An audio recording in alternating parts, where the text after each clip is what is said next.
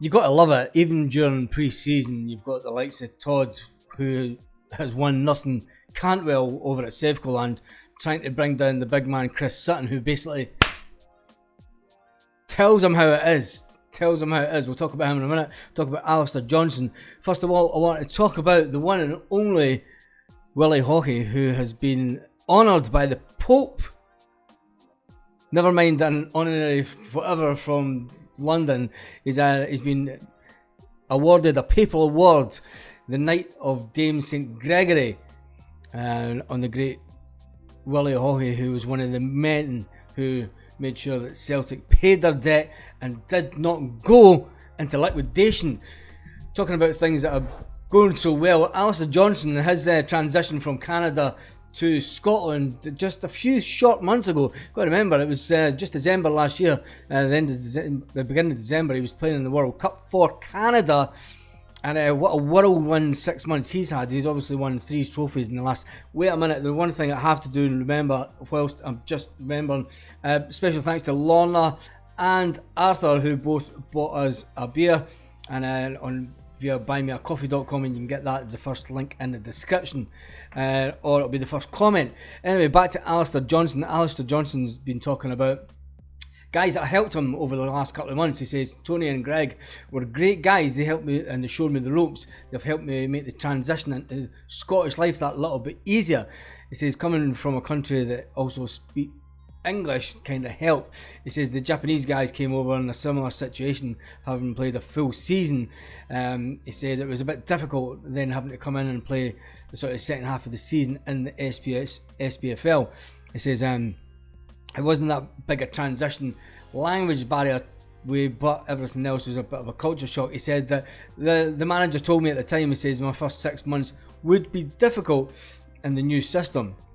But he feels that, he says, when you get through this 6 months and get a full pre-season under your belt, he says you should be able to take next season by storm. He says, as well as that, people outside in the outside world would think it's gone really easy for him. He says there has been difficult times, obviously learning the system that the ex-manager had. He's going to have to learn a whole new system, because we're not sure the way that Brendan Rodgers is going to play just yet. Is he going to play the way he played before? Or is there going to be some slight tweaks and changes as the coaching staff will tell them the way that this team plays at its best? But he also went on to say that there's a good group of guys at Celtic and a good coaching setup that have helped him. He says he still thinks that he will be even better next season. Let's get to the big man Chris Sutton. He says... Chris Sutton said, there's a player there, a fair play to him, he's hitting the ground running, and I'm happy for Todd that he's performing.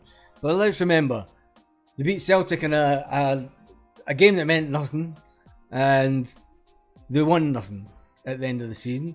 He says, when it mattered, they had a bit of a spat on TikTok. If you're not on TikTok, you've probably seen a bit of the news. It says Chris Sutton basically bitch slapped him, saying, here's some balanced factual punditry from last season. You meant to enjoy this. It says you joined Rangers on a free transfer. In other words, nobody wanted you, you're worthless. You joined Rangers on a free transfer from the Championship. It says you lost every meaningful game against Celtic and you won nothing.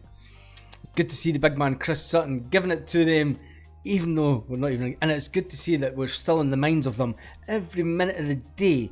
And it's good to see that Todd Canwell cannot get enough of everything Celtic during the close season.